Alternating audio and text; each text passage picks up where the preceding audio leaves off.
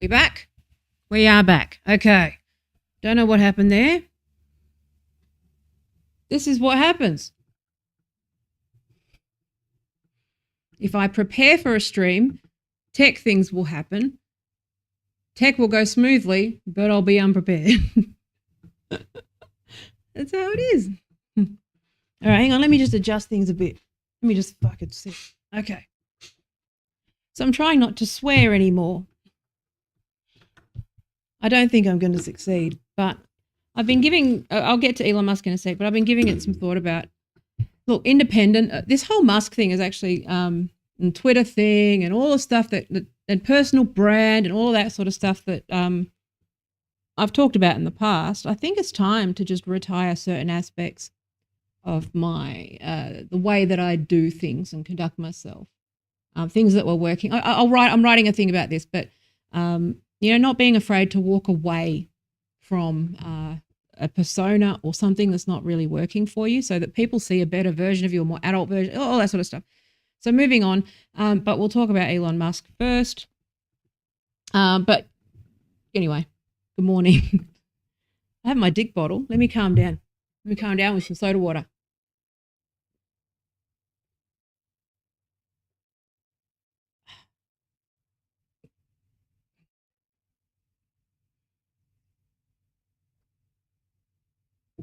Here we go. Am I calm now? Breathe, Taya.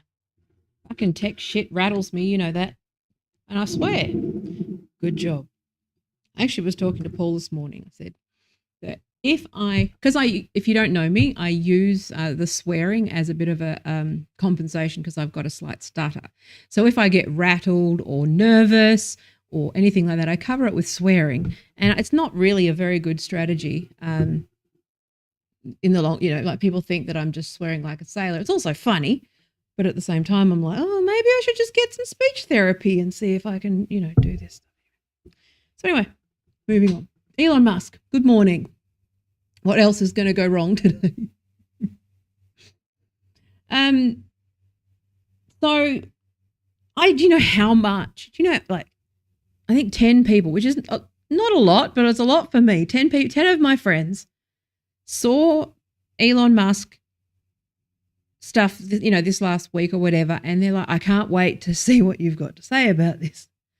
Because, as you know, I've been pretty vocal in my criticism of Twitter and criticism of how it functions, how the deal changed, how the contract changed, the terms of service changed, the bait and switch that occurred with that platform.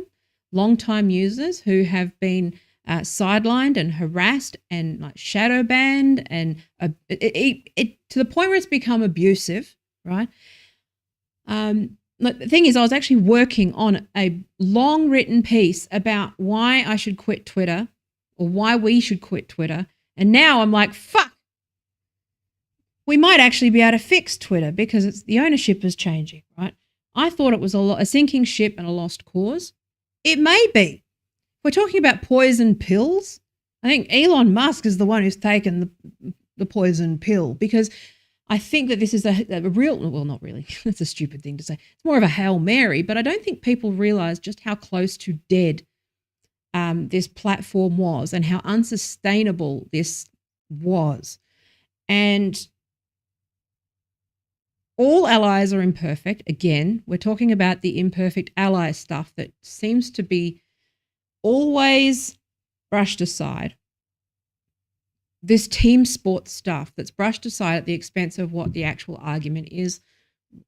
Very similar to what brought me into this whole culture wars thing in the first place, which was that there's a real issue being lost here in the tribal bullshit. Okay. Is bullshit a swear word? Anyway, in the tribal stuff, right, is that there's actually a problem that needs solving here. And this is where, okay, I'll get to my point soon. I'm just, always warming up. The thing that's been bothering me with all of this is how I think the end result of all of this sort of journey that I've been on in the last few years after being called a TERF, and me going, what's a fucking TERF? I'm quoting myself, not swearing. That's, what's a TERF? What is this thing? Why is everyone so upset? Going, holy crap, one side is being insanely it's just getting worse and worse and worse. The threats are bad, death threats. And then all of a sudden you see this this force. And unless you're an internet native, you wouldn't, or have been on the internet for a long time, you wouldn't understand, you wouldn't know that this is not really, that there's something off and something different in the way that machine operated. Yes, it worked. I keep thinking about this, where back in, I think, 2004, 2005, and I'd been on the internet for 10 years at that point, right? I can't see if there's any chats. Hang on. I just realized that I haven't put the, let me check. Anyway, if there's been any, then probably not, because it's the time of day, but most people watch my stuff, the replay later. But anyway, just one sec.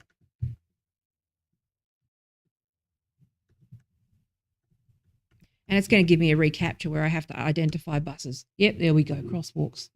All right, can I click on fucking, okay. Yeah, I log in from the same computer every time, Cloudflare. Okay, so good, here we go. So, all right, let's move on.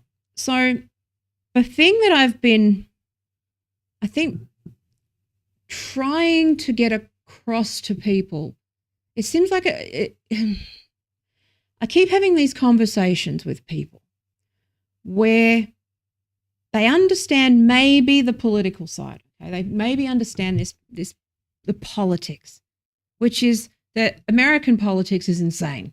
Okay, if you study politics, okay, which not many people do. Okay, if you are one of the 3% of people who have in-depth political literacy on your own country, okay, let alone a foreign country like America. The reason why I know a lot of external audiences tend to know more about America because America is so dominant. It becomes a thing that you need to understand in order to understand the culture and understand how campaigns work. And America is an example of how money and this American culture is so dominant that it just washes over us. Okay. It's absolutely insane. And I think that one of the fights that I think, I'm just going to use an Australian example. I'll come back to the thing that in 2004, 2005, I've forgotten. But just to have an Australian example,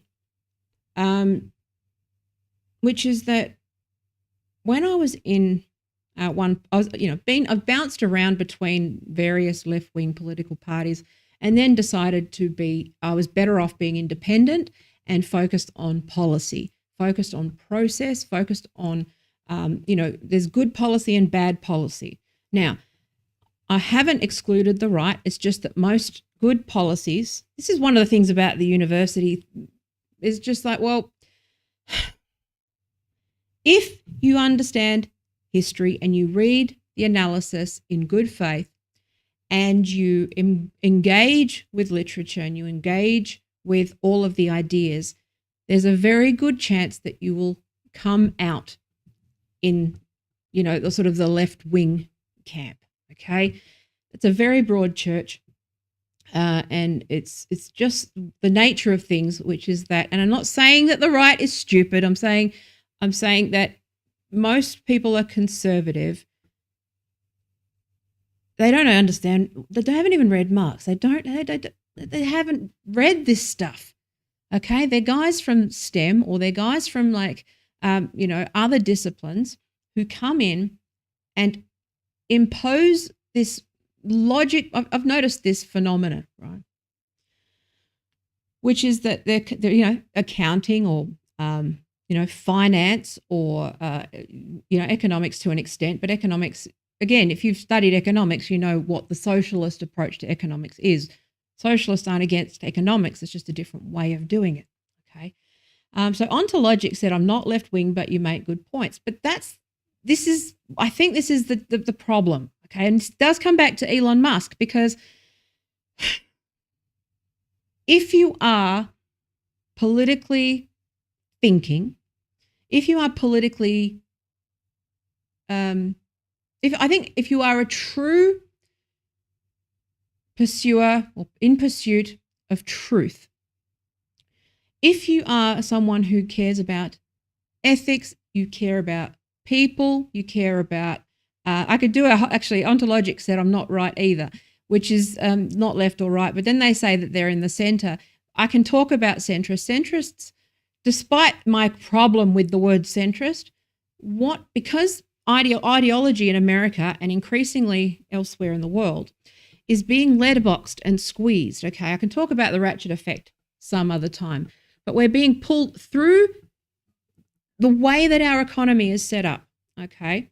This is the nature of profit or profit motive, okay? This is the left-wing analysis of it, which is that with profit, it tends to accumulate, it tends to attract certain people whose goal is money and only money. And it's just, again, there's this whole interaction between social psychology. Like psychology is rounding out my philosophy. They're all branches of fucking philosophy at the end of the day. But this is my frustration, which is that if you are in pursuit of truth, if you are in pursuit of justice, fairness, if you care about procedure, policy, if you,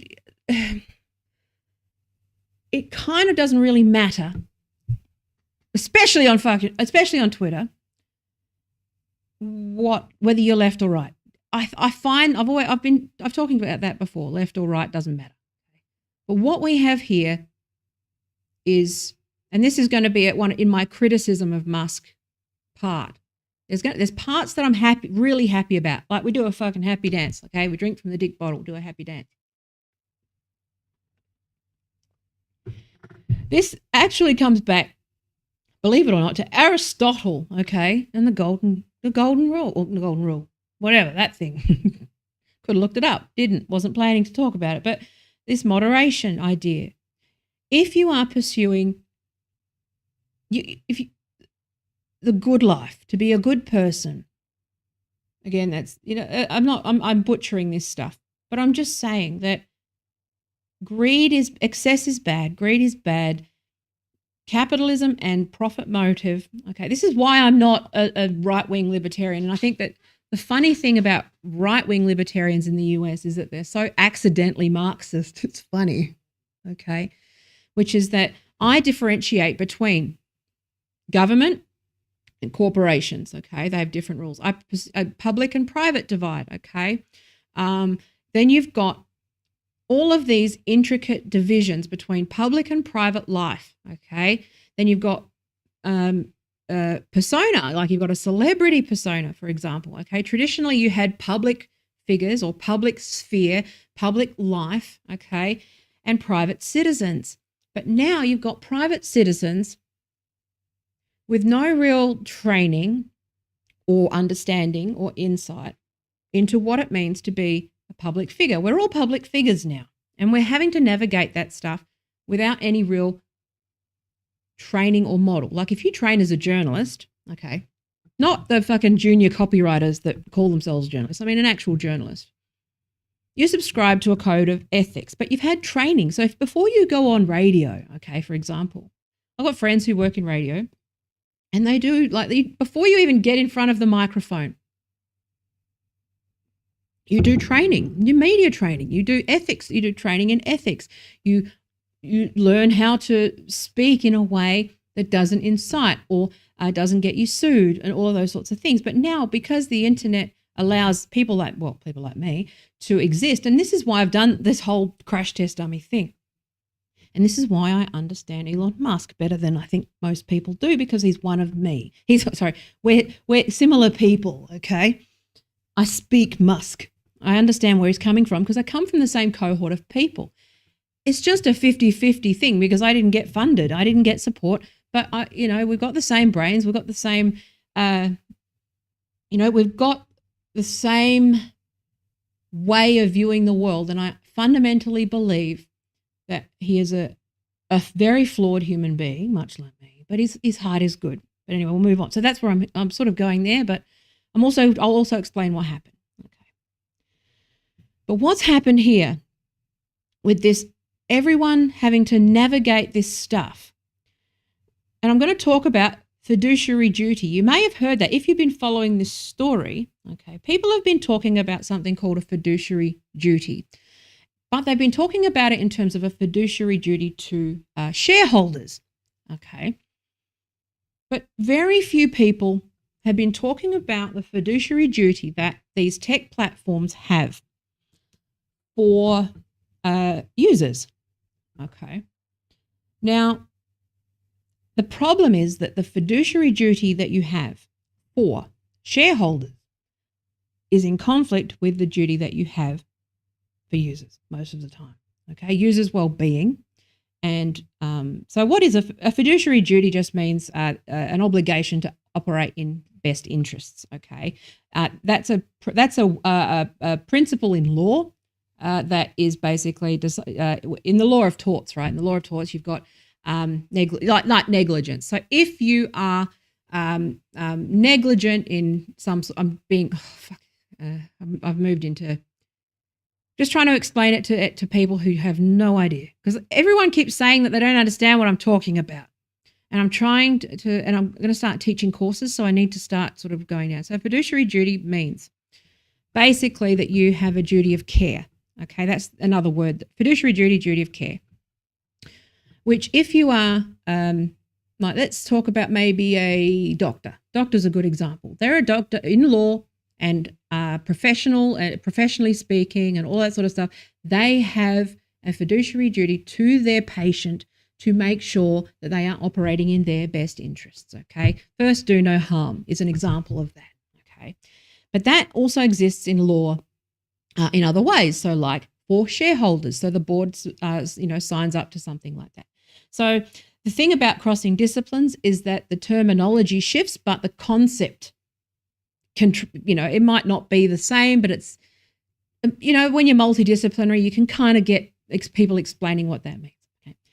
The thing that I've been shouting about for years and years and years and years and years, okay, is that people who create tech, okay, marketers who do marketing, okay, online, digital marketers, SEO, search engine optimization people, content strategists, user experience people, anybody who is touching anything that touches another human being in terms of content, that we as an industry have a fiduciary responsibility or fiduciary duty or duty of care or anything you want to call it towards our users, okay?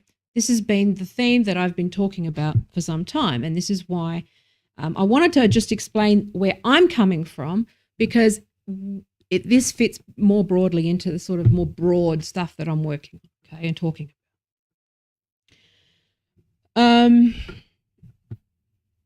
So when you're talking about Elon Musk and Twitter, okay, let me just think. Got my thinking cap. Here we go. Where we got? Put my thinking cap on. I've got this too. Look, I've got a Trump wig. Trump wig. Doesn't fit my big head. Anyway, and sheds everywhere. Okay, anyway. So, okay, one sec. Let me just clear the cache on the chat because it doesn't seem to be. All right, should be okay. Oh, there we go. Turn the chat on. So, seems like people are going to behave. When you put certain keywords on titles and stuff, it's always risky to like having the chat on there. You just never know what's going to pop up, and that's okay, right? I can handle it, but it just makes it unpleasant for everybody else and sort of distracts us. But it seems like everyone's going to people are behaving themselves, or they're sitting on other streams that are bigger and being dickheads. So that's good. Dickhead's not a swear word, is it? Okay. Need to decide what the line is. So So I'm going to try and reduce my swearing no matter what. Even if Elon Musk, this is another thing that I want to talk about, which is that just because Elon Musk owns it and just because an edgelord owns it doesn't mean that you necessarily have the right to say whatever the hell you want without any personal responsibility.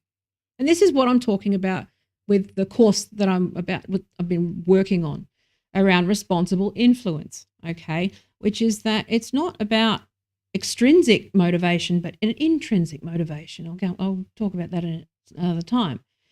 But I'm motivated by being a decent person, and I'm motivated by trying to be better, being imperfect, moving forward.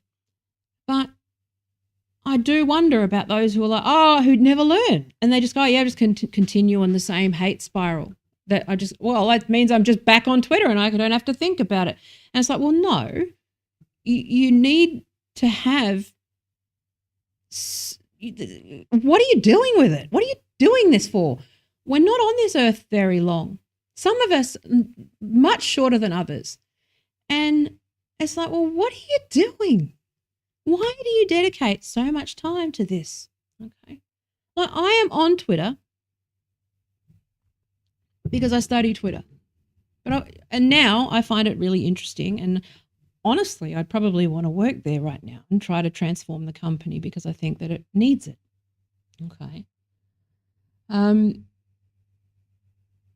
So ontologic said intrinsic value. Yes, intrinsic value, but also in psychology, you've got extrinsic motivation versus intrinsic motivation. Extrinsic is like rewards. So rewards and punishment from the outside. So when you're talking about free speech, this is a separate stream, or a separate thing that I want to do. I'm writing it at the moment. Never get it done. Give me money. Never get it done. But it's like, what are you motivated by? Are you always just motivated by all this external stuff? Why do you need a law? Or why do you need laws? Why do you need a church? Why do you need God? Why do you need all these other people? Why do you need social media? All of these things to tell you not to be a horrible person. And so what I'm trying to do is, and that's where this, fiduciary duty is an interesting area to explore because, technically there's a law against it. There's technically no law that says that we have a fiduciary duty to users. But I believe we do, and I think we should, and we shouldn't be waiting for extrinsic motivations like laws or punishments or that sort of thing. We should be deciding as an industry that this is what we want to be and this is what motivates us from, because we just want to be better. Like intrinsic means that it's just, and so that's the goal for me with the course, is not to focus on discussing about law and policy, because law and policy should be protective against those who take the piss out of the system, right? Bad guys. But if you're a good guy, I'm going to give tools because I think a lot of people just don't have the tools to navigate this stuff in an ethical way. So that's the difference. So anyway, but this is where Elon Musk is interesting to me because, first of all, the political's not personal. I know I've said this before. It's such a butchering and a distortion of the original intention of that. That was initially a phrase, the personal is political, came out of feminism because of this discussion about public versus private life. What is public? What is private? That's a distinction in law where if it's in the public sphere, it is open for law, okay? And government has a role in regulating that. Like in Australia, it's actually technically illegal to swear in public. Bet you didn't know that. Interesting. Again, that funny system of Australia where it can just be enforced if they want. It's great. I love it. But it's an interesting argument. So you've got the public sphere and then you've got private, which is basically, a principle in law that if it is, within the private sphere, private life, that it's not for public consumption. And this is where these areas are starting to, fracture around that divide with tech and people sharing all this stuff. But anyway, I've digressed. But the reason why they said the personal is political, that meant the private is the public in the sense that with feminism, a lot of oppression with women happens in the private sphere, and it extends out into the public sphere, right? So that's the history of that, and all these idiots idiots make everything worse. But do you want to be an idiot that needs the law to tell you to not do things, or do you want to be not, someone who's actually thinking about stuff? And so this is why my endorsement of Musk matters. First of all, I've been working in user experience forever, been on the internet forever. Second of all, I saw this happening 2012, 2013, don't quote me on the day. I was in a conference where with insurance companies, major retailers, a bunch of engineers. I've done this, this is just your typical conference, okay? Talking about life events and data. I've seen that stuff implemented several times. The data cult, okay? People who think that data is cool and great. And I saw and I warned them, and I was saying, you know what? I think this is a no-go zone for insurance companies talking about life events where they could use apps and use their tools to intervene at certain life events, like marriage, birth, death, that sort of stuff. Okay. Remember, it was 2012, so it wasn't as micro as it is now. Now it's granular. But at the time, I just went, this is a no-go ethically. Doesn't mean, and engineers are like, no, it's cool. We can do that because we have the data. We have it. Therefore, we can do what we want with it. And it's like, well, no, because we need to have a conversation about how that data is sourced, that it was sourced without our consent. Okay. And they can say technically by using the platform you give your consent, but people don't even know what I'm talking about. They don't know what it's an unconscionable contract. We all signed an unconscionable contract that we cannot get out of. Okay. This is the problem with Twitter, is that I love Twitter as a product. I love Twitter. And the reason why it hurts so much that it turned this way was because I love Twitter and I was rooting for it. And I've been in the paper defending it for years and years and years and years and years. I was on, and this is this is my frustration. Okay. This is a broader frustration with tech, is the focus on a fiduciary responsibility towards shareholders. This is why going private, I think, is a good idea for Twitter, because I think, I have my problems with Musk, generally speaking. I think he surrounds himself with, he doesn't surround, like a lot of people in that situation, he doesn't surround himself with the right people. Maybe.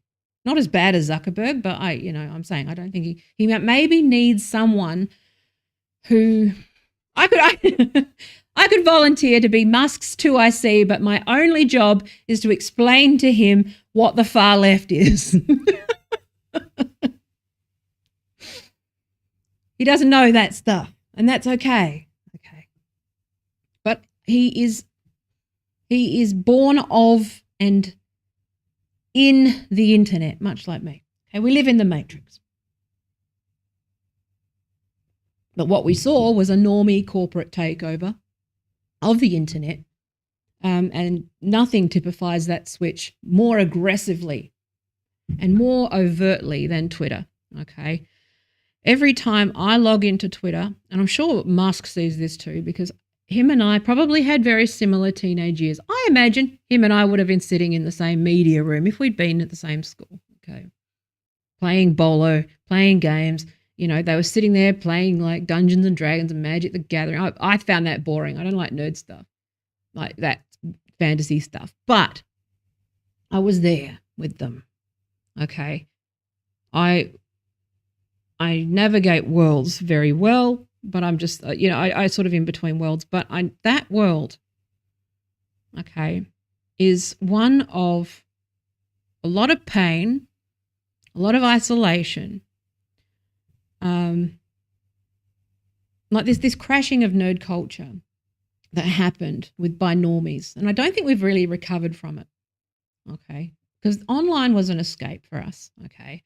Online was an escape for people that were different. Online was where we went to escape the popular kids and the kids who were mean to us, and the 5 girls who would just follow you home and taunt you, the 5 boys that would beat you, okay? The boy bully that would just relentlessly harass you in front of his friends and humiliate you, and while you were just trying to get, you being at school. You were forced to be at school. You needed to be there to further your education. You needed to be there, okay? And there's these people who never get in trouble because they're popular or because they are good at pretending that they're not bullies behind the scenes. And that's what Twitter typifies on most days, okay, is these, but it's at scale. And every day I just feel like, okay, well, there's that bully, okay, getting away with stuff. Like there's a few, these woke journos, there's something about, like, I don't want to talk about any particular individuals, but there's one that I'm thinking of who, whenever she talks about something like TERFs or something like, anyone that she disagrees with, okay, something flickers in her eyes that reminds me of that flicker in the eye of a school bully who knows they're not going to get in trouble.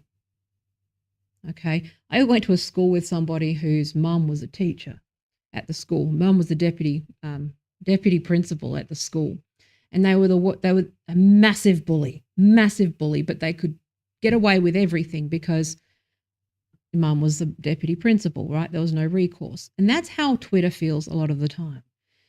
Which is that it's been sort of taken over, something that was intended to be ours, the users. Like if you remember the history of like retweets and hashtags, okay? Hashtags were a user-generated feature that the community used, okay? They wanted ways to find each other and organize, so they, like someone suggested the hashtag, okay? Retweeting, RT, QT, those things, they came from users, okay? We built that platform.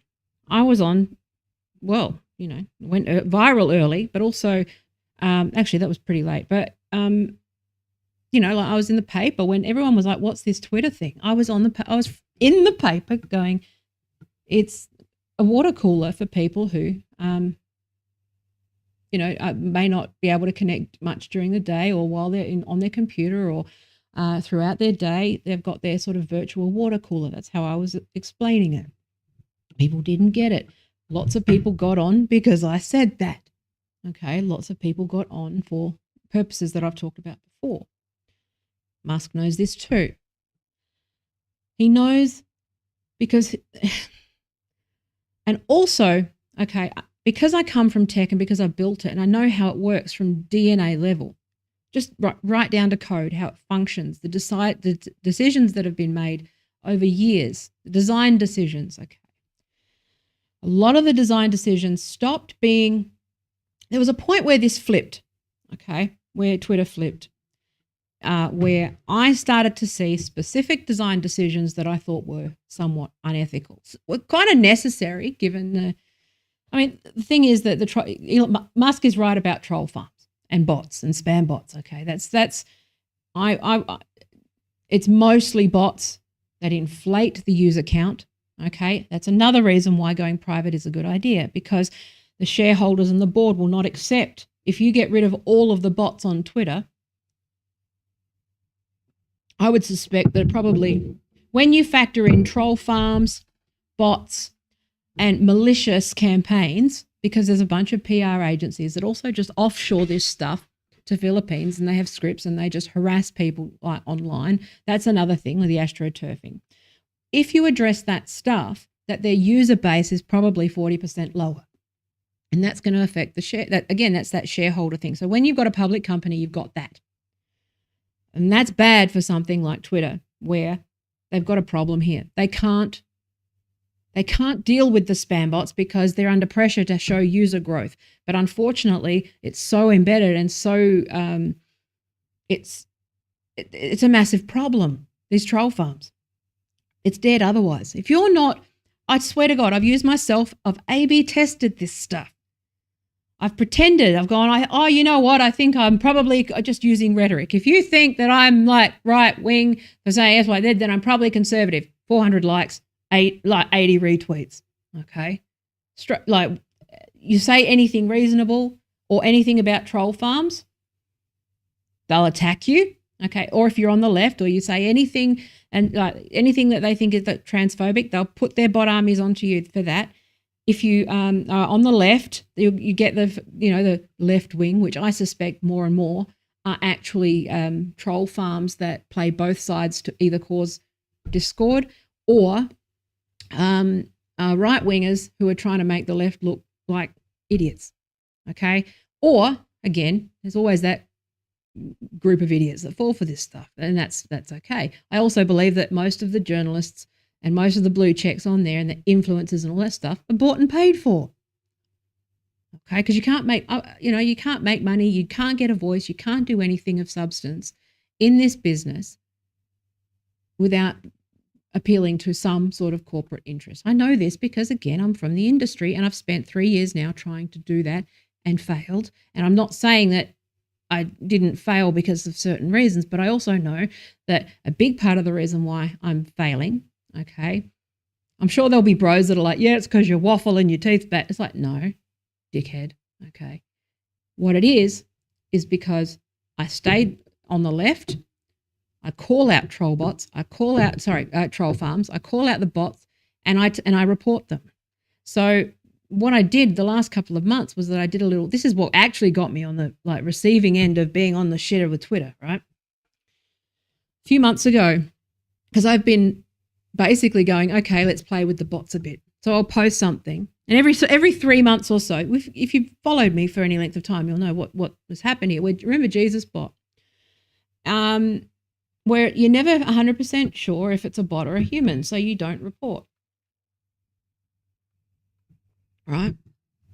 But what I would start to do is create things that would attract the troll bots, okay, and gradually test to see, like, it's really interesting actually to see how many people fall for what is clearly some sort of AI troll farm account. It's hard to differentiate because really AI doesn't need to be anything smarter than the dumbest of humans.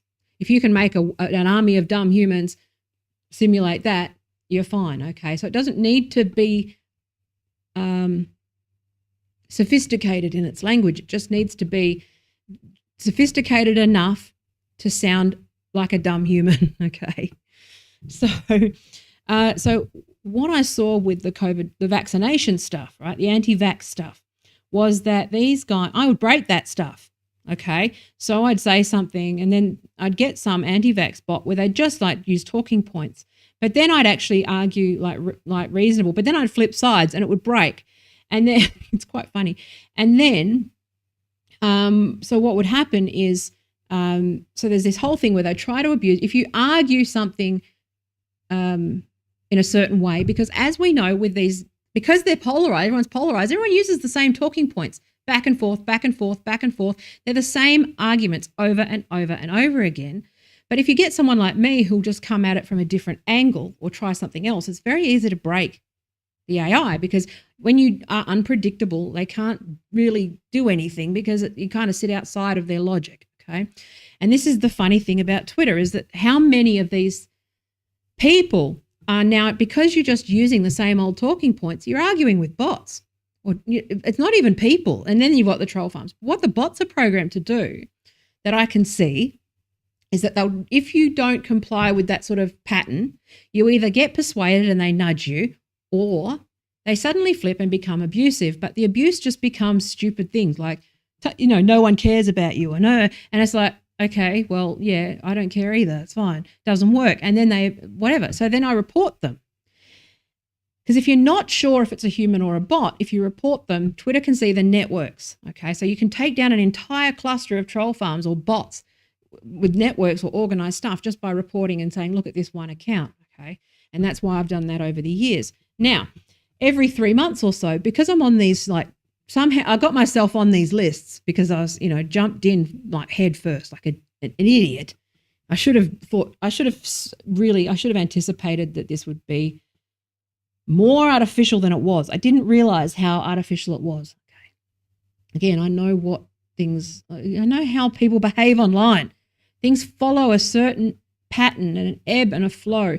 But the thing about these Twitter things is that they never get resolved. See, in online communities, things eventually settle down and get resolved, okay?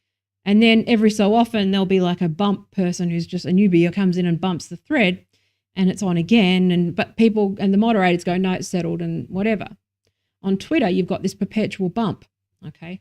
And that was something that I noticed is being sort of utilized politically, utilized for marketing. That spiral, okay? And it just catches noobs in all the time. It's got this constant thing where it's just constantly arguing. But this AI learns from this. Every argument that you have, every talking point, every point you have, I've noticed this because I entered the debate. I entered it, okay? I went in and I started to talk about thought reform. I started to talk about like this stuff. And what I saw was these guys, I don't know it's obviously some sort of like these shadow agencies that are doing sort of monitoring and listening and adapting this message. Because over the last 5 years, I've watched this thing. Again, it could be people, it could be AI. I think this is what Musk sees, that it's the same thing. He might not, and I might be crazy, but I think this is what he sees as well. When he talks about the woke mind virus, okay, he's talking about that one, but he's also, there's the real virus on the other side as well, okay. But the broader, it acts like a Trojan throughout this social network, but it works throughout people, okay? It's fascinating stuff. Using AI to catch people in, change beliefs and sway people in whatever direction they need to, but it learns. I'm sorry, I've gone off on a tangent, but I'm just thinking, this is the problem that I've seen and I haven't known how to address it. Because then I obviously made it clear that because I'm on these lists, basically it goes tumbleweeds. So what happens with these troll farms or bots or whatever is I say, I report bots. You'll see every 3 months or so, I'll say, I report bots. If you start at me, I will report you and I'll take down your network, right? And then they go dead. So they turn me off and they decide that I can't be, persuaded. I can't, whatever. But every so often you'll see that there's been a new agency pop up or a new list and I'm on it, okay, of persuadables. And somehow I'm on some list and they misread me and then the bots start again. And then I'll say, I report these troll farms. You better go. Otherwise, I'll take down the network. And then silence, okay? This is why I know my engagement's pretty low because of that, because it is mostly artificial. And if you watch, and this is what I'm trying, I've got course stuff on that I can explain this stuff in detail. But anyway, so I think this is what Musk sees as well. Because remember, if he was going to come on board as a board member, so he initially bought a 9 point something % share, which made him the major shareholder. Okay. So the talk initially was for him to come on to the board. Okay. Now, if you know how that works, what would have happened is that because it's such a large investment and because going on to the board is quite a big deal, what that would have meant was that Musk had access to internal information as part of due diligence. Okay, so what you go through when you do a major purchase like that and you want to join the board or anything like that, your lawyers and legal team and everyone else, okay, you don't just buy Twitter, okay, you do due diligence. So you go through, before a business deal goes through, they go through your finances, they go through your processes, and anything specific that Musk wanted to know, he would have been given. I suspect, this is speculation, I don't know. It could have been his goal all along to buy it. I'm not sure, but the interview and the timing and all those things indicate that what happened was that when he saw that stuff and what was actually happening, he saw what I saw. And he said, well, this needs to be private because they're at the mercy of shareholders, okay? Everything leads to, that I imagine that, so I think people are not really thinking because everyone's stuck on a 24-hour cycle, they're not really paying attention to the key events here, which was that there's probably a reason why he changed his mind here, which was that it was largely probably the due diligence phase where he had access to a lot of this information about, he probably would have asked for reporting, all of this stuff, what their policies are and wanting to look at their internal systems. He probably had access to that. And honestly, if I had $45 billion, okay, and I had access to this and I'd go, all right, I'm going to buy this thing. This is abhorrent. I think that's what happened, and he decided to buy it. Okay, that's what I suspect. If you read between the lines and speak Musk, which I do, and with good faith, I've got my criticisms of him, and the way, but I think a lot of it is that he's just misunderstood. Okay. He's autistic. If you live with autistics, you get it, right? So he did. So the TED Talk, right? So he did the TED Talk on the day that he made the offer. And it was just really funny because everyone was just so focused on the edit button.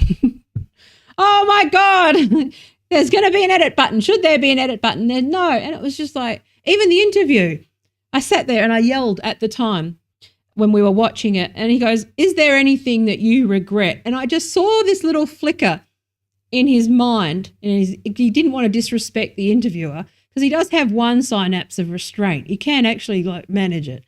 Which was, it's like, I regret suggesting the edit button because people didn't realize that I was just, but people fixate on features. Now, this is a common thing as, a designer, that people fixate on the sort of features and the little technical things or the shiny thing rather than the process or the decisions and, all that stuff behind it, right? That's why nobody understands what I do, because I make decisions behind the scenes that look like I just put a button somewhere, which is not how it works.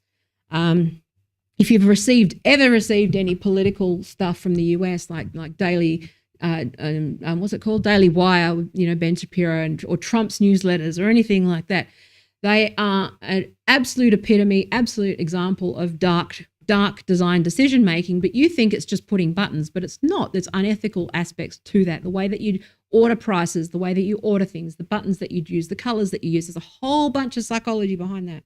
That's what I do. The psychology side of things, okay? So, and that's where I go, well, we do have a responsibility to our users because we're messing with them and we're making decisions that actually affect their well-being.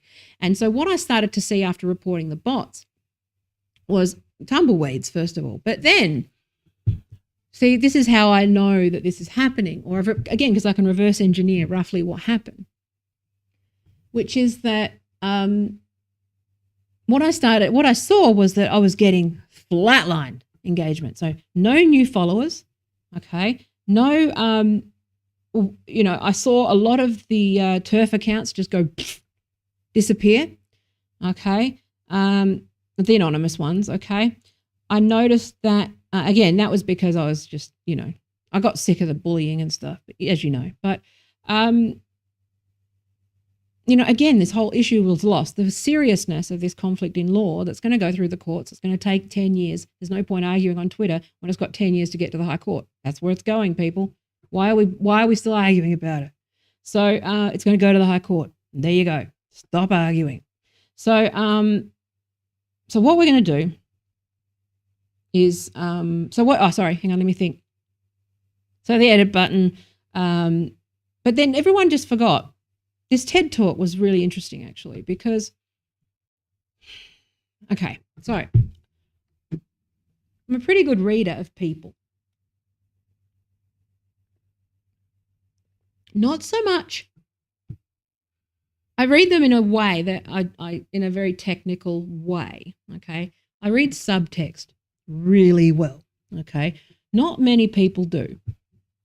I read body language really well, okay? I learned it from a book because I've joked before, I don't think I'm on the spectrum, but there's a little spectrumy aspect to me. And I watched what's it called, Atypical, and I say, and he's obsessed with penguins. People are my penguins, specifically their behavior, how we work, how we operate. I love humans. I think humans are fabulous, and I get mad when I get disappointed when humans are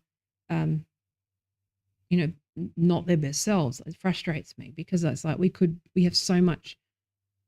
This is why I go, what are you doing with your life? Anyway, but people aren't okay. People are not well. They're being radicalized by troll farms and bots. Not even by other people. Okay. Even creators, content creators, they're being radicalized by troll farms, bots, paid agencies who are given budget to become patrons. I can see how this dark influencer campaign marketing works. Okay. You have to understand how an influencer campaign works, which is already kind of complicated. But what you would do, I've talked about this before, how you can get influencer marketing to happen without someone's consent is that you gradually nudge them in a certain direction, give them financial rewards. Again, if you are someone who is motivated by extrinsic reward or extrinsic punishment, this stuff works on you. It doesn't work on me because I'm an intrinsic person. External stuff is external stuff. It doesn't really penetrate as much as I would like, you know.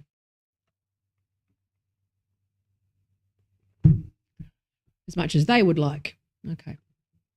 That's a joke. So this is why I agree with Musk. And I know this is long and boring, but people wanted to know what I thought. My thoughts are complicated.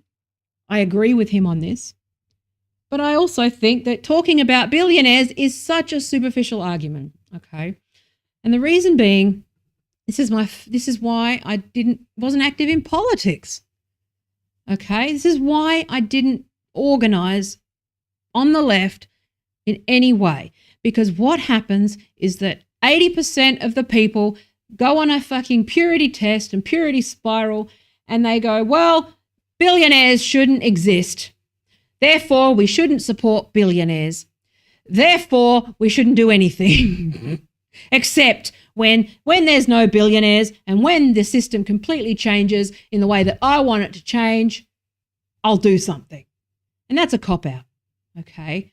Because there are ways to do things. It is hard. I tried to set up a company early, like years ago, that was ethical and like did the right thing and did 4-day work weeks and all that stuff that Dan Price is getting praised for. I was doing 5 years before that. My company fell over because people were expecting me to be working 24/7, to not have outside interests, to, do unethical stuff. And also, I wanted to have a co-op and all of these things, but it just doesn't work in my business because my business is, it's a race to the bottom. I was saying to Paul yesterday that even as the stuff that I deliver gets more and more and more complicated, like Wix and Squarespace and those sorts of platforms, they have made it so easy to make a website that the complexity has been that expectations are now through the roof, okay? User expectations are through the roof. Client expectations are through the roof. So I'm doing 5 times the work for half of the money. There's not really any motivation. There's no point, okay? And this is another side point, but this is what's happened in the industry. It's just shifted, okay? And it is linked to the model, the business model, pay-per-click, all these people that are willing to, if I wanted to make money out of this stuff, do you know what I would do? I would set up an agency. I would create one of these AI scripts in Python, and I'd just create a bunch of accounts, and I would just AstroTurf myself, or I'd offer that service to other people. An AstroTurf sort of content strategy. I would do that. That's how you make money, okay? It's not hard to do, but I won't do it. And that's the thing. It's like, well, it's just the wrong thing to do because I take my responsibility to users and people that I talk to extraordinarily seriously, okay? Probably too seriously. But, and this is the problem with journalism is that none of them, like the people on Twitter who are running Twitter don't feel that sense of responsibility. They feel a sense of responsibility to some imaginary oppressed middle class group that, of the day, the current thing, the CIA, shareholders, okay? They don't have I mean, again, I'm sure there's people at Twitter Design who have the same ethical objections to what they're doing. It'll be interesting to see who stays and who goes. Okay, I have a feeling that Twitter has some amazingly talented people, and it'd be great to be in the team. I'm curious again because I like to see the data. I'd be curious to know how many people actually leave and how many are fired. I've heard that there's firings going on already. And shredding and shit. I don't know if you've noticed, but there's been a request? I only saw it in passing, and I meant to look at it, and I just remembered that I was supposed to look at it. But a request that Twitter don't shred stuff, and they have to keep stuff, because I think there's going to be some sort of inquiry there. It's really interesting stuff. Like there's been I think it was the GOP passed a request with the SEC that if Twitter to not destroy any records in the handover or something like that. Anyway, I read a headline. I really shouldn't be repeating it. But anyway, I should follow my own advice. But I just thought it's just really interesting stuff. But the changes that Musk is suggesting, again, getting away from all of this stuff, like Jamil. Seriously, like quitting Twitter. And I've got it here. Give me a sec. So she's Jamil quit Twitter. Don't know why. Okay. Well, I do know why. Because you know, I think deep down, these people know that Twitter's protecting them from people. Okay. That they're being, shielded and stuff. You got to know. But anyway, so it's just crazy. I saw Sarah Cooper saying it's just like, what has happened to your brains? What has happened that you are so afraid of Trump and so afraid of, but why are you so afraid of this? Is it because, just get off the internet if you're afraid of the internet? It's just bizarre. Anyway, so I'll do a separate sort of analysis there because this is already too waffly. But Jamila, so he got Twitter. So, yeah, he got it. Okay. I would like this to be my what lies here as my last tweet. Just really any excuse to show pics of barreled. Okay, it's always a hot take. I fear this free speech bid is going to help this hell platform reach its final form of totally lawless, hate, bigotry, and misogyny. Best of luck. Okay, so Musk absolutely quoted that within the bounds of the law, that individual governments and that there would be some sort of mechanism or process. He's not looking to be lawless. See, just the way that they think that because things aren't their way, you can't just manifest the law.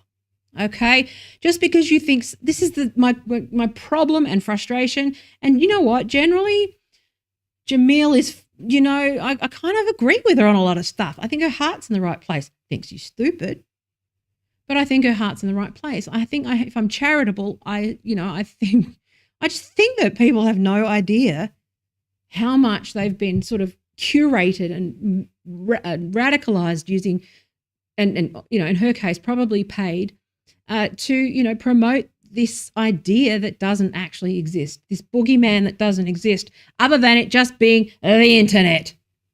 Okay, that's the internet, sweetie. When I was on Usenet, you're on your own. It's the Wild West. That's how it is. But what he's actually offering solutions.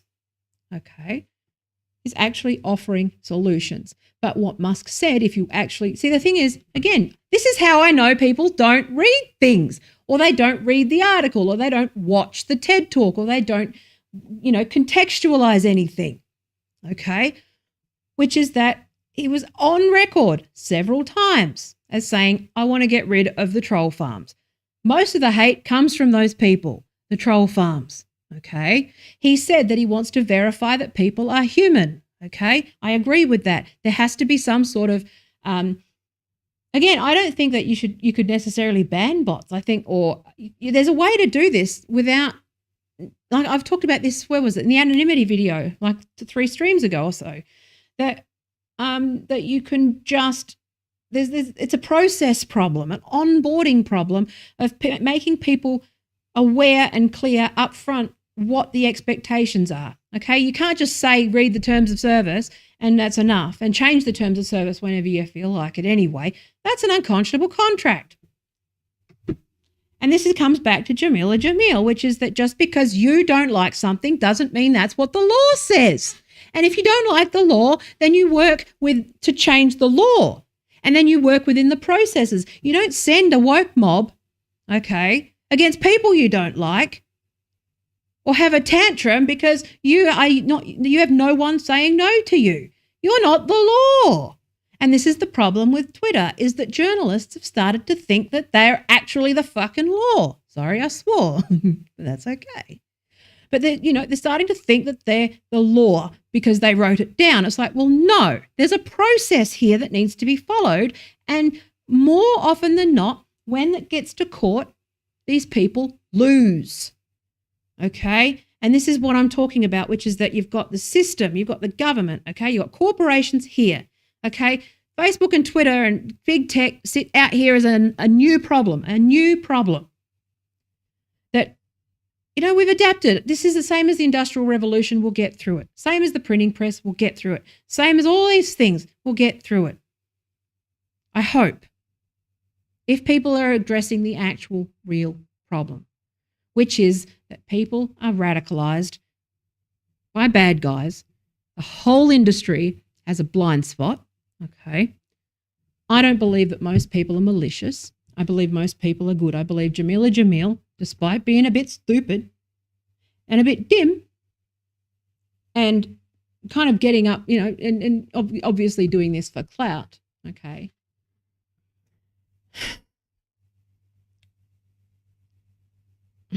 This is, I believe that people are good. And I also know that the power of propaganda and nudges and dark UX and dark agencies and dark persuasion and dark propaganda and unethical stuff, this is the bigger, broader problem that the industry has, is the lack of transparency around algorithms, okay? This is because unfortunately the problem is, this is why I've been trying to talk about this bloody magic eye painting, right? That only me and a handful of others, and I think Elon Musk, see. Even though he doesn't know his political stuff, I think he sees somewhat the same problem, which is why I agree with him. I think he's come at it from a different angle, but we agree on the problem. And the best way to find a solution is, funnily enough, to work with people who see the same problem that you do and work together to fix it. Not have a tantrum because he tweeted something that you don't like. The Bill Gates thing. But he's funny. He makes me laugh. But if you're on the internet, you get what he's doing. He's trolling, right? He understands, I think he understands most of the problem. I don't think he understands the full scope of the problem. There's obvious sort of right-wing libertarian bro stuff there. He needs some sort of balance there. Okay, he needs some counterbalance, and I worry that he's going to take on the wrong advice. I hope not. Okay, because he needs somebody to talk him to understand that this is not the left, politically speaking. That the left are the biggest target and victim of a lot of this stuff, and this is actually a corporate sanitized, like psyop weapon. That's what the conclusion I came to is. It's just a massive psyop that benefits a whole bunch of people and sweeps up. So, again, it's that sort of, incentives and inducements and incentives and that sort of extrinsic sorry, too many words fumbling. Trying not to swear. See, I stutter. But I don't think we realize, again, you don't realize how much we're being sort of swayed and nudged and swayed and nudged and swayed and nudged. And that has to be something that is done ethically. I agree with ethical nudging. Okay. So in terms of public policy, I can talk about that another time, but this is where unethical nudging is the flip side of it, and it's unregulated. And it's largely done by artificial and, propped up by bots and troll farms and, paid paid accounts, all of that sort of stuff, buying likes, buying retweets, gaming the algorithm, okay? What I would also like to see is good AI that shows the source. I'd like to see open network data from Twitter. I'd like to see Twitter open up its actual data, like its internal research data to more than just people who they agree with. Like, I'd love to be able to access the actual API and see what's going on there, okay?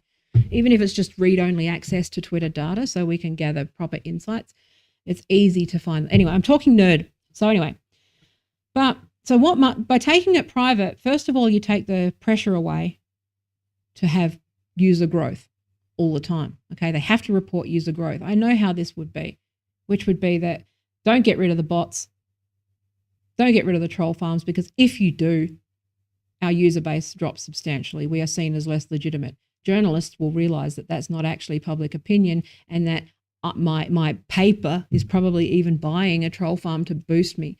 I think that it's really interesting, because what's going to happen here is that I think a lot of the reason why people are so upset on that sort of, that woke media, Trump derangement, like nutter blue and on like side of Twitter, right, which is funny, is that they know about the troll farms. They know that they buy likes. They know that they're propped up by this stuff. They know secretly. And there's a weird projection going on here, which is like, okay, so why are you against someone who is opposed to, troll farms and bots and bought likes and bought retweets? Because I feel like a lot of the media institutions, they're dying, struggling, and their only real strategy is to get these journalists starting stuff, writing stuff, and propping it up with bots and propping it up with troll farms, and then, manufacturing this like news cycle that's largely artificial, okay? And that most of the organic chatter and most of the organic stuff is not even about this stuff, okay? It's just day to day. People, again, I think that it's largely artificial. And that's why it's interesting. Pay attention. Pay attention to who's opposed to this, especially on the bots and troll farm side, and then look at their account and see if they're propped up by them. So anyway, see if they get a lot of likes for something fairly ordinary, okay? That'll be a sign that, anyway. So, but, so taking it private, like, takes away that pressure, that shareholder pressure, which is good. Taking it private allows the company to use their duty of care towards users, and I feel that that's what Musk feels as well. Okay, I also, with the open algorithm, so people don't know what that means, and that's a big deal. Okay, because Twitter has no real transparency on their moderation practices. Okay. I've done a FOI request with Twitter, and they just said, no, you broke the rules. Oh, that's right. I was going to say, so how I know that this is occurring. So I've been testing a lot of this stuff. And so I did a thing where I'd called out troll farms, and they came at me, and then I said, I report them all. I reported a handful of them, and then they disappeared. But what they've done, they disappeared, but I started to get emails from Twitter saying, you broke the rules, delete this tweet from 2017, where I was replying to a trans friend, and they said tranny and I said tranny back, and then they, you broke the rule, delete the tweet. Okay. And then how they do it, this is how they game the system, right? And again, I think it might actually also just be people gaming the system, not just people within Twitter, but just Twitter turning a blind eye to this process, because everyone, who benefits, okay? Except for the people that were known and paid to fuck with Twitter's algorithm, and that's on public record. People forget about that. Anyway, but what happened was I got an email that said, you broke this rule in 2018. And I said, okay, that's cool. I delete it, but, I'm being mass reported. Can you do something, please? And they go, and then I reply and I say, look, something's happening. I'm being mass reported because I'm getting these things where I broke the rules years ago. This is why I deleted all my old stuff, by the way. because they keep targeting me, and like they're obviously using something that searches targets tweets for certain keywords and then reports them. Okay. Twitter then say you broke the rules in 2018. Okay. I deleted. Yeah, I agree. It's probably not a good joke. Okay. Deleted. Agreed with it.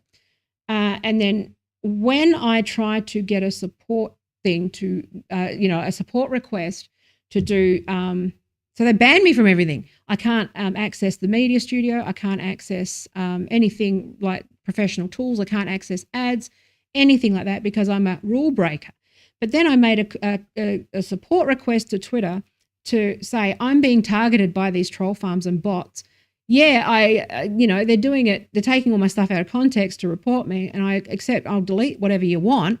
And then they replied, you broke the rules. It's abusive conduct, and we're not going to help you. And I was like, hang on a minute. I'm doing a freedom of information request. I want to see what you've got on me. I want to see what has happened to my account. That means that I have not gotten a new follower in a year. In a year, okay. You've frozen my account. I'm looking at my stats 2 years ago, and for the last 10 years before that, I was getting traction. I was always. Nothing that I said was traveling. Nothing I did was traveling. I'm not an idiot, Twitter. Okay. I'm not some sort of, I know what my numbers are. I know what my metrics are. I know what is, usual and not usual. So I find it just dropped off a cliff. Okay. So there was, and what I thought also might have happened was that when I started to defend the sort of, the gender critical side of things, I lost a bunch of followers. But then I gained a bunch of new ones. And then it just flatlined. And so then what happened? So I didn't really notice any real change, but my engagement changed. And what I was getting was the same engagement, but from a different crowd of people, which were all the crazies trying to radicalize me, right? And so that's what I have. So for me, I think my numbers I'm wondering whether they actually look at my numbers and look at the strategy. People who do this stuff are very, they're very good at like this stuff. Okay. They look like if they're going to do what I think they're doing and they make someone a target, okay, of their I would imagine they've built a tool that, doesn't give you too much. So it stays under the radar of Twitter, because if you have too many like drops or too many retweets or too much, then Twitter's algorithm gets flagged and they sort of take a look at it. Right. So it's very good at staying under the radar. I know I'm waffling, but I'm saying this is why this stuff is so complicated, because this stuff has a political impact. And so this is just what has happened to me. Okay. So getting reports from, so I did a privacy request. In Australia, you have the right to amend your record with under the Privacy Act, right? We have, in effect, I think if people don't realise that we don't need the GDPR. We've got a number of different laws and stuff that, in effect, give us, something that is roughly equivalent to the GDPR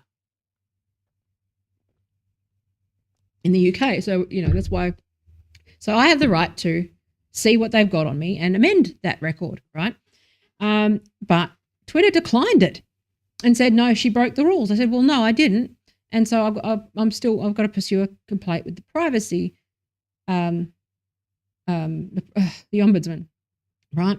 But I need to go through the process with Twitter and get an unsatisfactory answer before I, escalate this. And also, given the change in ownership, I might, I'm holding off a little to see what happens. So, I've been doing all this little sort of activism things behind the scenes. That's how you do real activism, by the way. Not just like tweeting all of the time. You actually find an angle and go for it. So anyway, but yeah, so what happened there was, and so that's where that is, okay? And I'm stuck in the void. I went and deleted 13,000 of my old tweets to make sure that I can't get mass reported for anything, swearing, anything like that. I've cleaned it up. Okay, because the one area that I got was that because I've had a digital agency, I can use the agency angle,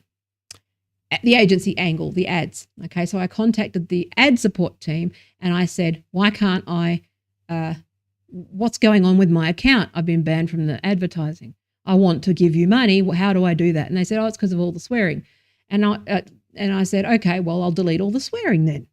So now I'm waiting for them to come back to me and let me do advertising. But So that'll be a sign. But they're just finding all these angles, right, to do that. And what I would want is I want some transparency, and that's what Elon Musk is talking about. Okay. So through my story, this is what Elon Musk is talking about. So rather than going crazy and paranoid, okay, so this is actually also going to be somewhat de-radicalizing for people, I think, with transparency. Because this stuff is so opaque, because it's so abusive, and because those in charge at Twitter and all of that ecosystem of hangers-on and bullies and schoolyard bullies that are around them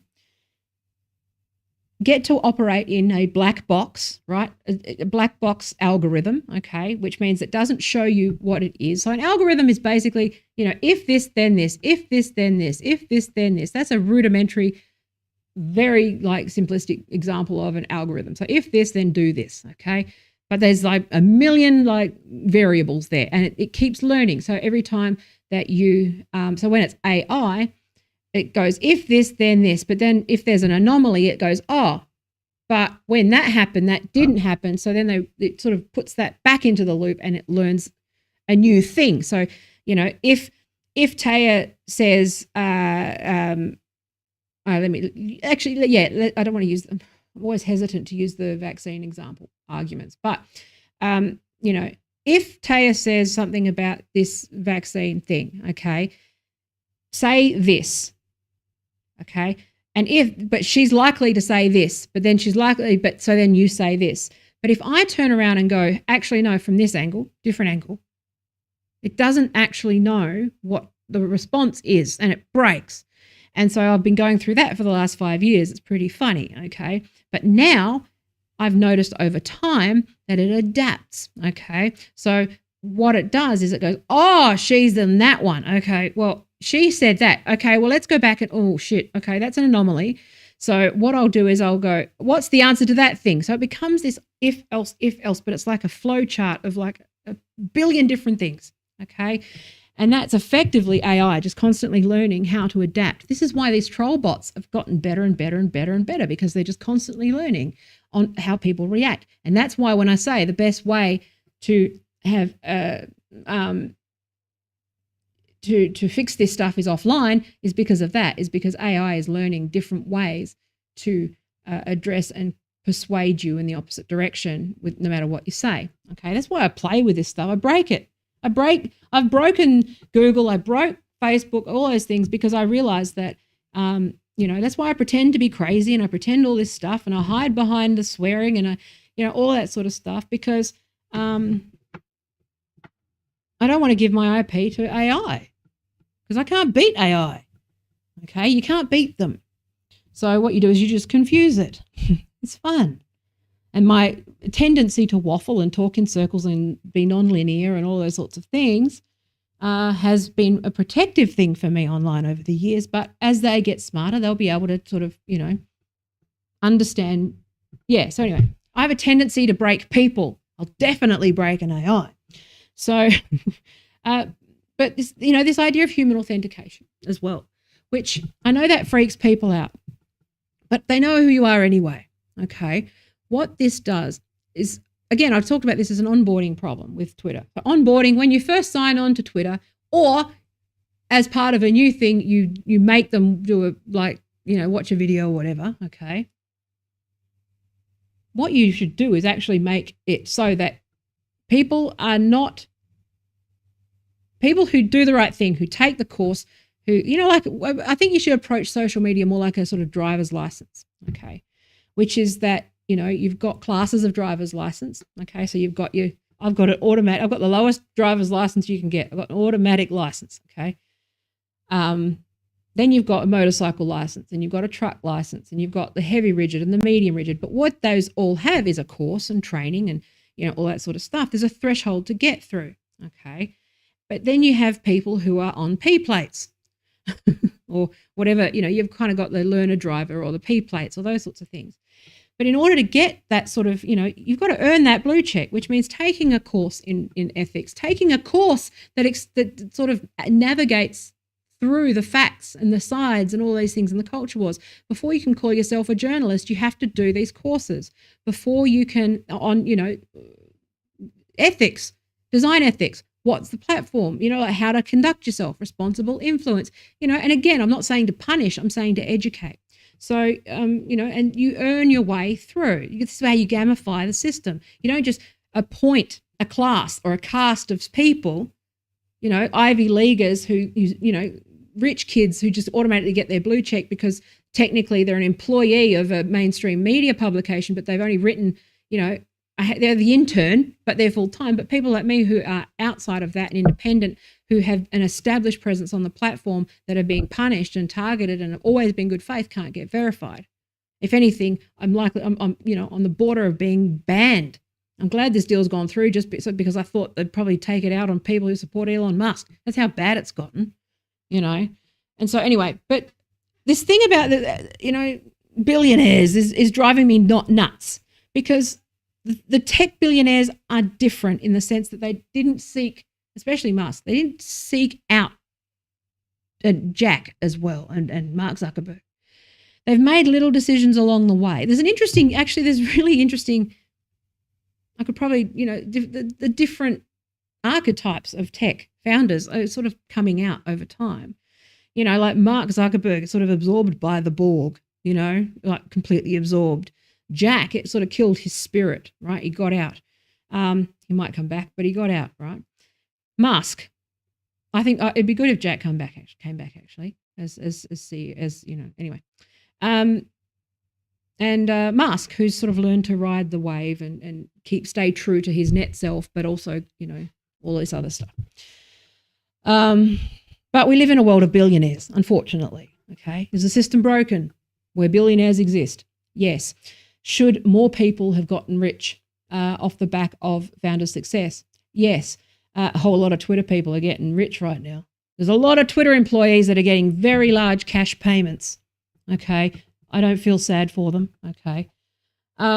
Because remember, in tech, a lot of the reason when you're in a startup, often what you'll do, especially if there's a venture capitalist and an investor, usually the thing that they will do is try to get, they develop this private company, okay, and they'll nurture it. They'll fucking destroy it and set it up for this. But that's why I wouldn't take their money.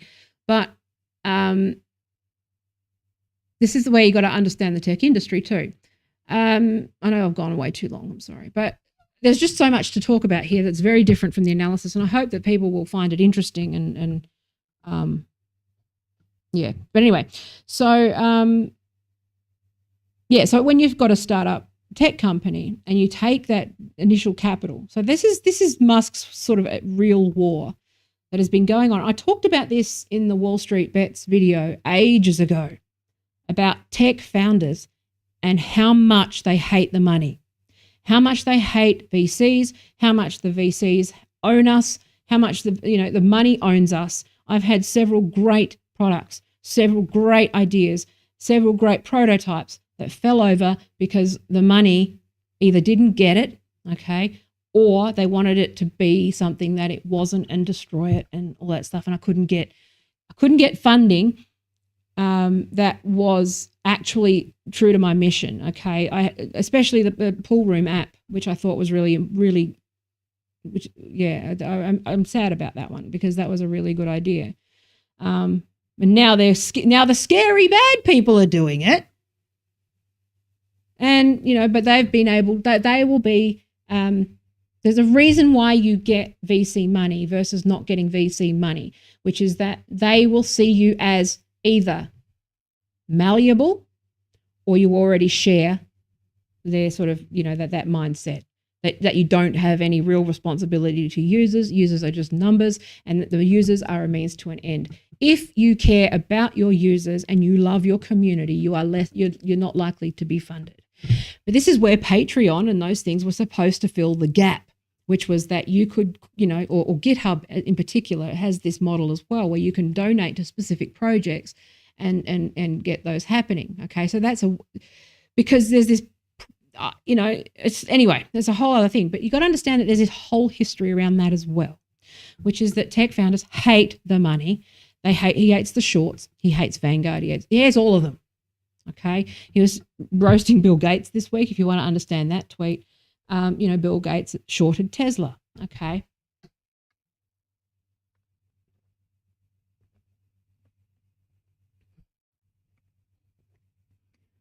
All right. Oh, I'm out of coffee. Oh, that's a sign to go soon because I got work to do. Anyway, I got to go and do something I hate doing, but it's okay. I love, again, this is the thing where it's like I hate the work, but I love the client, so it's okay. And, I take on some clients, but it's just, it's not my favorite. I like stuff. Anyway. What's I going to say? I started to think about all the stuff I got to do. But anyway, there you go. This leads to the money. So there's that whole history. And Twitter really sits at the nexus of that, the intersection of that story. And I think that this is why I'm inclined to believe Musk when he says he wants to change it, because first of all, his changes are reasonable. It appears that his focus, that he can take Twitter away from having a responsibility to shareholders and actual human-centered design, which is why I would like to work at Twitter if I, maybe, because I've got a lot to say about this stuff. I don't know how open to advice Musk is, because I've heard mixed stuff on that. I think he's like me. I can appear like I'm bossy, or I don't take things in, but I actually do. It's just you got to have an argument and you've got to actually, go, okay, you need to have done meet me and do at least as much work and as much thinking and as much research and all that stuff as me. Otherwise, your opinion doesn't matter. So that's sort of how I operate, unless it's like in general conversation, or give me or you're a user and you have some insight. But if you're like, yeah, I'm someone who's like that. So I take it on, but you've got to have done the work that I've done for me to listen. And that's why me on Twitter, I don't listen. I just tell people to F off. Not anymore. I'm reformed. But anyway, but I think that he sees the same thing I see. Now, I could be making it up. He could just be a villain, a super villain that everyone says he is. I don't know. Because what I know about autism, okay, is that, especially the Asperger's people, one of the things that I love most about the Asperger's people is that they're honest and they can't lie. And if they are lying, they have tells. Now, I don't think that he's lying in the moment that he's speaking. I'm the same. I may contradict myself or change my mind or say something the opposite or whatever, but in the moment, because of how my brain works, I am telling the absolute honest truth.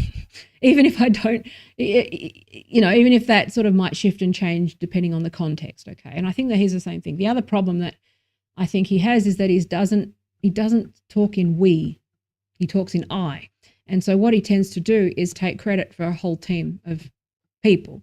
So like with the TED Talk, when he asked about what specific, some sort of, what approach he would take and some sort of detail, he should have said, what I'm going to do is, I don't know the answers. I have some idea of what the problem is, but what I'm going to do is hire the best designers and the best thinkers, and we are going to address this problem as a team. I will defer to my team. I will work with my team of designers. This is how he should have said it. But what he actually said was more like, I don't know, I'll come back, and it's like, okay, you need to understand how to talk in terms of working with people. It's something that he always does. He takes the credit for like other people's work, and that's a valid criticism. I don't think that that's on purpose. I think it's just that he, it's just the way, it's his communication style. Again, you got to learn to speak this language. I do this. I accidentally tend to do the same thing. Think I'm like we're all, if you want to talk about the real thing with billionaires, is that, we're all lifted by the collective knowledge and collective effort and collective improvement of humanity. I am only me because of the society that I grew up in. And this is I think Carnegie's argument in philosophy, right? Which is that the society made us. Okay. So if the society is good to us, then we owe the society, we have to give back. I have a feeling that Musk might be sort of a Carnegie kind of guy. Okay. Again, I have some of my problems with some of this stuff, but it's these are all schools of thought. He's not evil. Okay. It's just that there's a dominant discourse, and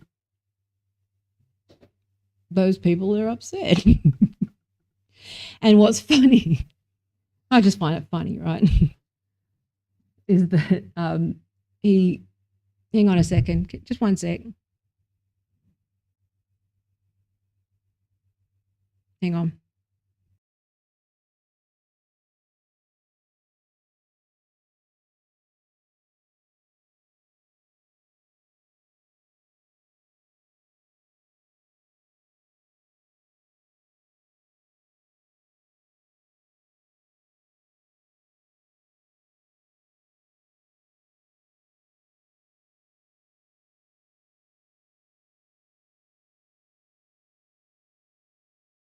Sorry, there was a noise and it was driving me nuts, so I got Paul to get rid of it.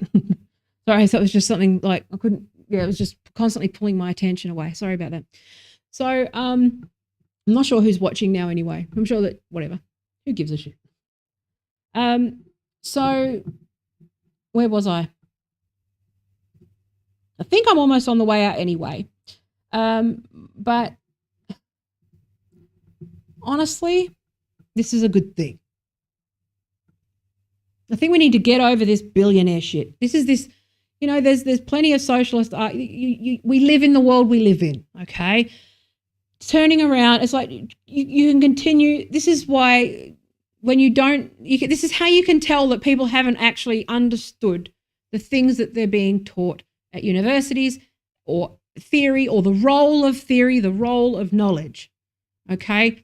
I can be a socialist all I like, okay? I live in the world. The world is controlled by billionaires. We can do analysis through that lens. And what we can do is our job is to persuade, okay? Elon Musk, someone like Elon Musk is persuadable, okay? People like that are persuadable because they're identifying the same problem. And what you do is if you get in the room to work on the problem, you can then get a voice to persuade. Okay. And that's the argument, again, that has sort of been distorted and exploited by these like blue check, by forces the bad guys have exploited this thing, which is that you kind of got to work within the system to change the system, and then you never change the system. But if you're moaning at someone who's trying to change the system in a way that you don't like, maybe like I said, like in my anonymity video, sometimes we need to just maybe go, okay, I'm a pragmatist, okay? It's like maybe we need to let go of this thing to get more of what we want here. And in this instance, a platform that has been hijacked and co-opted by US corporations, by the CIA, by, fucking Saudi Arabia, okay? You wonder why all the women and and all the TERFs are banned. Saudi Arabia love that stuff, okay? It's like, this is a good thing. This is a good outcome, okay? You can quibble over, like, Musk all you like, okay? And people are flawed. I know that if I ever had any level of publicity, all my skeletons would come out. All my one-nighters would come out. All the things that I've, done wrong have come out. And I own that stuff. But the thing is that someone makes a decision. I've been writing an essay on this, which is, which is fixation and mission emphasis in pilot training. And this is the media, which is what the media does, is that if they choose to make someone a target, they get to decide who you are as a person. They have appointed themselves, and the public have appointed ourselves as judge, jury, and executioner of any person in the world, and we get to choose what their history is. And that's why I make sure, and this is why I'm so freaking mad about having to delete all of these tweets, because I always said that this stuff was my record, my words, my story, and that nobody would ever be able to, if they dug through all of that stuff and tried to build a narrative around that stuff, it's there to be read. It's there to be seen. It's there to be discussed. That's what it does. I consider it, and I don't laugh, but I consider what I do a form of performance art where, I can play with things and get people thinking and A/B test and, have fun and, figure out like how to do things better and come out the other side. Okay. I put myself in, crash test dummy. I test this stuff and then I come out with a product, which is what I've got, a consulting product now and a bunch of courses in how to deal with this stuff and move forward, okay? How to get journalists thinking about the responsibility that they have and, that they're not necessarily considering. And maybe this is a trigger. Maybe this is something where we can actually do things a bit better and start making it so that journalists actually are now on a platform where they actually have to be on a level playing field with other people like me who will actually say, you know what, you're behaving unethically. They don't get to block me or get me banned or get me suppressed. I get to say, I get to correct the record for myself. I get to correct the record for others. And that's what these guys think is the greatest threat, because these guys are narrative controllers. They are copywriters. They are not journalists. They're junior copywriters at best, okay? They're copywriters for the military-industrial complex of the United States, okay? Now, Twitter's demographics, not all American, okay? Remember, this stuff only dominates the West, okay? There's large user bases elsewhere in the world that also need consideration. Having an open algorithm, we can start to look at those things. Stop making it so US dominant as well. I'd like to see Twitter federate as best it can. Again, you'd be able to have control over how much American shit you see. That'd be nice. That would be very nice. And, this is not the problem with the spectacle, okay, is that you end up with long videos and long streams that are complicated, don't really go anywhere. I'm not that great anyway, but I'm saying generally, all this spectacle and tantrums. You know what? Like, it's performative nonsense.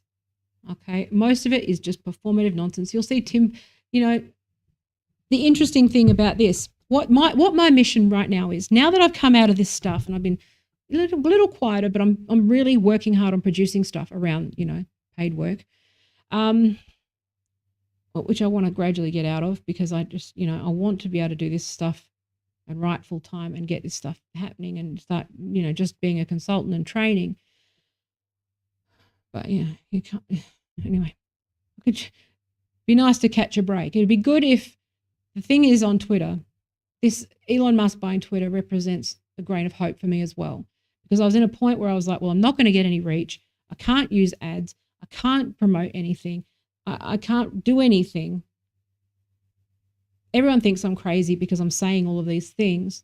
And then, Elon Musk comes in and it clearly identifies the problems that I've been talking about, validates what I've been saying, and gives me hope that maybe they might actually make my account healthy again, and I can just do what I've always done, which is operate in good faith. Now, the thing about free speech is that there's also an individual responsibility there. It's not about I'm going to see, this is the policy problem that we've got, which is that you should be putting an onus and a very serious amount of pressure on public figures with large audiences. They need to be held to a certain standard in order to hold that blue check. Okay, so it's not going to be censored. It's about people who are operating in good faith. They share their information. They, all of those things. Okay, people who are operating in good faith, and that doesn't matter if you're a politician and you're a troll. You lose it. There's certain things that you can do, okay? It doesn't even have to be a blue check, okay, a verified check. It could just be some sort of karmic reward that rewards positive behavior rather than punishing perceived negative behavior on the platform, okay? That's why Reddit's karma system, again, it can be gamed, but if it's open, then it solves some of those problems. But again, the thing that really broke me the last couple of months was realizing that, because I've obviously had friends that have, killed themselves over this social media stuff, being mobbed and stuff. I don't talk about that stuff because I have some freaking class, okay? And I talk confidentially with a lot of people, but it's not in the public sphere. And this is the thing that people don't seem to get, is that you're not a private citizen when you're in the public space. And if Twitter is a public space, then the laws of public space apply, but also the responsibilities of holding a public place apply. Okay. So, sorry, text message came through. Sorry. But this is the thing. So these are the things where it's like, well, when it's a multi-tiered problem. It's not just. I find it ironic and weird that the GOP are so about free speech and so about all of these things. Okay. But they're so anti-government, so anti-capitalism and anti-government and anti-regulation. They think that the only solution to this problem is regulation and laws, and they fall back on extrinsic and external motivation rather than personal responsibility, which is also looking at how you conduct yourself on the platform. I would have some sort of plan if Trump wanted to come back on, that he had to take a fucking course and sign a contract, okay, which is a real contract, which is behave better. You can't keep doing what you're doing because of this. This is why. This is what the consequences of your actions are. Okay? He won't care about that. But this is how you win with the GOP, which is that they can come back on. However, there is an expectation that in order to keep their status, or, you're going to have to do this. There's going to have to be some sort of system that rewards good behavior and without bans, without, anything like that, just teaches. And again, this is where this is a complex problem, because then you head into nudging territory. But this is a design thing. This is where you make it transparent and you say, okay, you can't. Remember the old days? When I used to do my funny tweet storms where I do 10 in a row, and you'd get rate limited. And it would just explain why. It says, you've been rate limited, okay, because of this, because you posted too many times. Here's that. Now, that's a transparent way of doing that, okay? What I would like to see is this, you've been reported, but again, you have a way to appeal it. Talk to a human being about this stuff, okay? Actually get support. They don't even have the ability to report that you're being targeted by troll farms and spam bots. Even though they know about the K-pop stuff, they know about all of these troll farms, they know about all the bots and all that stuff, okay? When you are made a target, you should be able to say to Twitter, I am being targeted and mass reported or something like that, and there is a special emergency harassment thing that, whatever. They also need community outreach, okay? So if someone, is banned from Twitter, that's what I was saying, the psychology of this stuff, okay? An open algorithm is de-radicalizing in a way that, because they can see why they were banned, they can see what specific behavior happened, they can see what happened, they're less likely to go into conspiracy town, okay? They're less likely to think that it's a whole, cabal dedicated to their Twitter account and them, they're merely speaking truth. It's like, well, no, what's happened here is this specific thing, and this is what you did. And this is why that's going to be ultimately de-radicalizing, especially for American politics. But this is another reason why. This is another reason why the wokey wokes don't like it, and the MAGAs. So this is the stuff they won't suggest. This is probably why they've ignored this transparency in the algorithm and transparent process thing, is because neither of them want that, because they love the fact that their tribes are radicalized. Okay, so when people get banned, I've noticed this. They'll go, I got banned for this. It's like, no, you got banned for your conduct. I would have banned you. Okay, like I defended Megan Murphy's ban because of the bigger picture of it, but generally on the face of it, I can see why. Because she replied, anyway. That's a different anomaly. That had manual intervention. That's not. Let's scrap that one. That's why I kind of got on board with the whole thing and what I was defending. But all of the turfs that go in the mentions and go, you're a man though, in the reply, and you get banned. It's like, you're not banned for your views, you're banned for your conduct. Like, that's true. What Jack said, you're banned for that. Now, that's a pretty clear violation of anything, which is that, again, when it stops being you just talking on a corner, it starts with you picking a fight with somebody or saying something to someone's face or starting something. There's a clear line there, okay? And it's the same thing with DMs. DMs are private, so you don't get banned. Yeah, anyway, I'm just saying. So there's a clear violation there and a clear conduct. But what you should do is say specifically why they were banned, not this violating hate speech. It's like, why? Because I just called a retard, right? And that was, I make a joke, but I understood why that happened. Okay, I'll ask, newbie mistake. Okay, oh yeah, I see that. Tim Pool, toxic account, same pattern. Donald Trump, send nudes. Donald Trump, toxic account, divisive account, got caught in the algorithm flagged it, and you'd at Donald Trump, send nudes, ban. It was suspension. Same thing with Tim Pool. Then I was at Glinner and I made a joke about, fucking canoe, getting like fucking canoe. Yeah, 12-hour suspension. The pattern there. That's something that you go, okay, greater transparency around that process is what's needed, because you go, okay, once you actually go, oh yeah, I see how that's a thing. Oh yeah, I see that because I know this stuff. I know the reasoning behind it, and you go, okay, that's ultimately de-radicalizing, rather than I got banned because I'm a feminist. Like, no, that's not why you got banned. Okay, the problem is, again, I've said, is at being able to amend this, fix it. Okay, the machines are broken. The algorithm's broken. It's a black box. No one can see it. Twitter employees are clearly off, in a bubble with media, and watching Sarah Cooper. I love Sarah Cooper, but watching that, like, what happens to you when you get that sort of Hollywood love bomb, and it affects your thinking. Your milieu changes. You just lose something. She used to work in tech. She worked at Google. And she used to be like making stuff about women in tech. And it's like, she should know what this is. But again, you get this thing where you've seen it happen to Hannah Gadsby. You saw it happen to, Brene Brown. You see it happen to all these people. They kind of get this love bomb from the sort of the Oprah book club people. Okay. They're in Oprah's book club, but don't even read the book, right? They're just there for the snacks, right? And it's like, no, hang on a minute. You used to work at Google. Like, what's wrong with you? You know what this is. If you're in the industry, you appreciate what they're trying to do, or you're a megalomaniac who sees the power you have and don't give a shit about your users and only care about yourself and your money and your share price. And that's the problem with tech.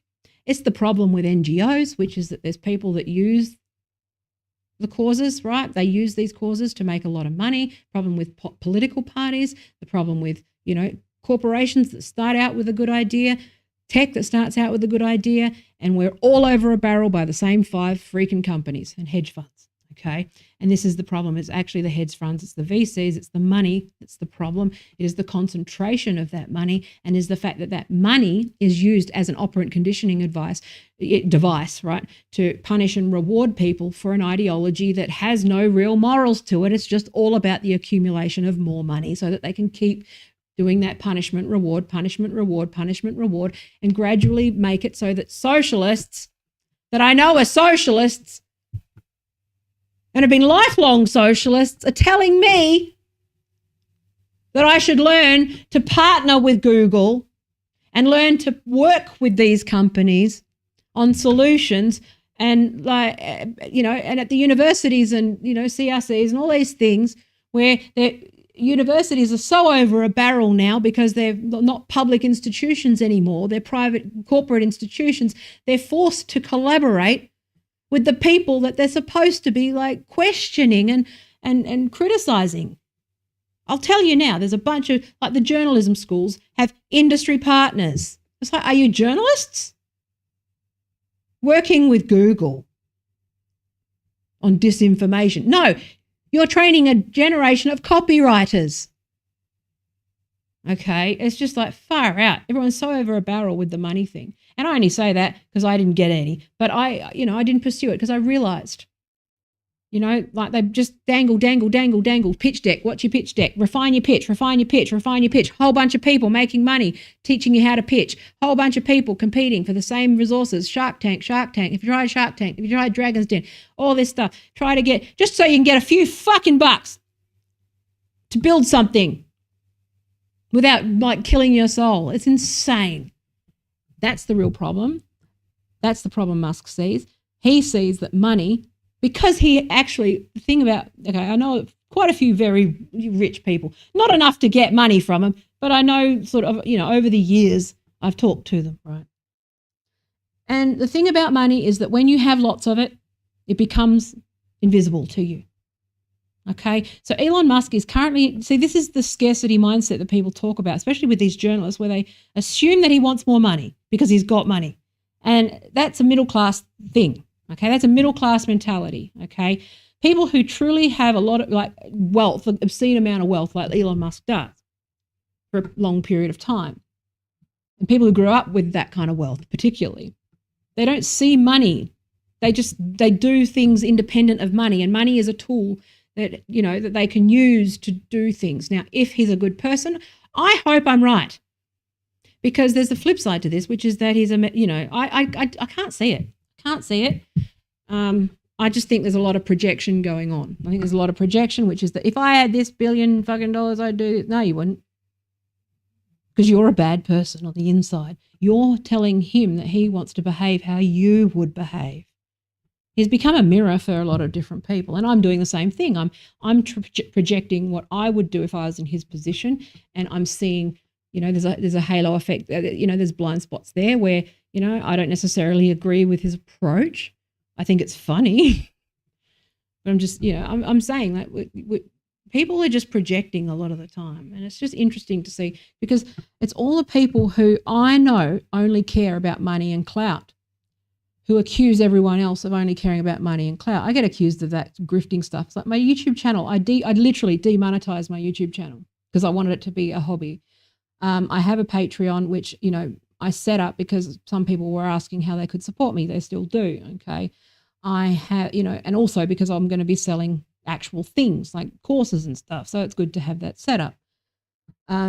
But clout is a tool, like money.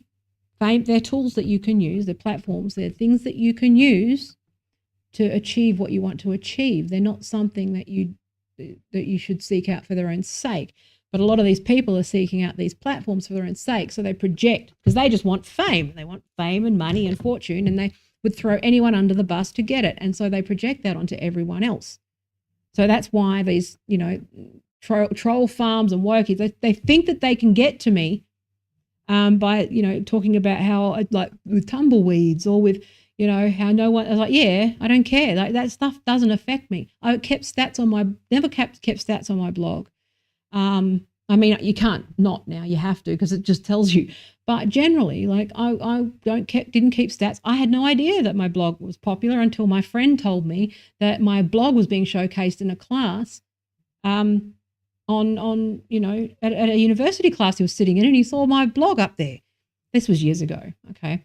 And I was, and I never, this is why I've always been honest about navigating this space between private and public, because I saw a lot of this collision happening, which is that a lot of people, the worst people, seek only fame and only money. And, people will exploit that. Like, people like Tim Pool exist for a reason, because they're useful, okay? Because they don't want people thinking. They don't want people, having complex ideas about things. They definitely don't want you thinking about the other side. There's people who will give lip service to the other side, but when it actually comes to it, look at like, Benjamin Boyce or Tim Pool. Like, again, I would say they're probably just not. I try not to assume malice. Again, it's just a number of incentives, inducements, and also, there's always.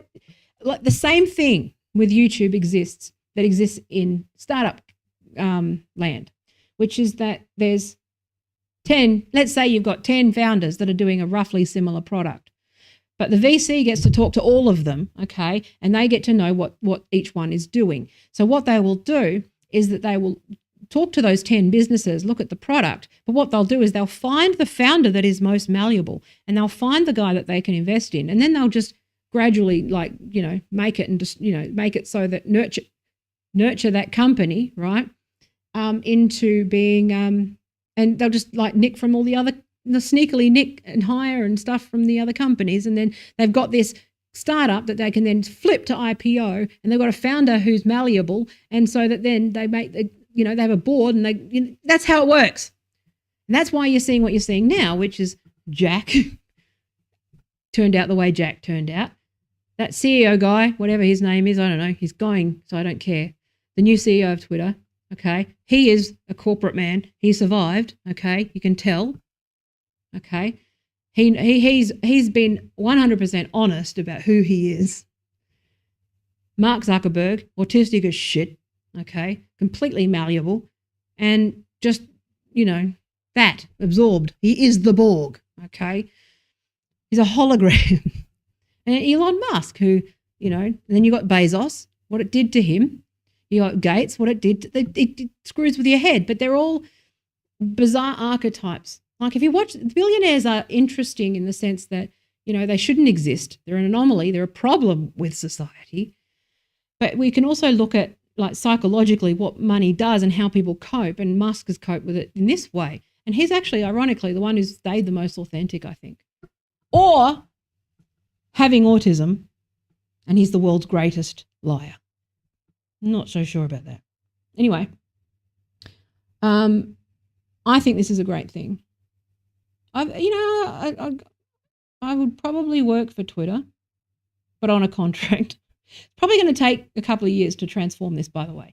It's because these tech companies, people forget, and I've worked with a few, is that just because they're tech companies on the surface doesn't mean they're not still a legacy. They're not an old, big corporation behind the scenes. They've got legacy tech. They've got processes.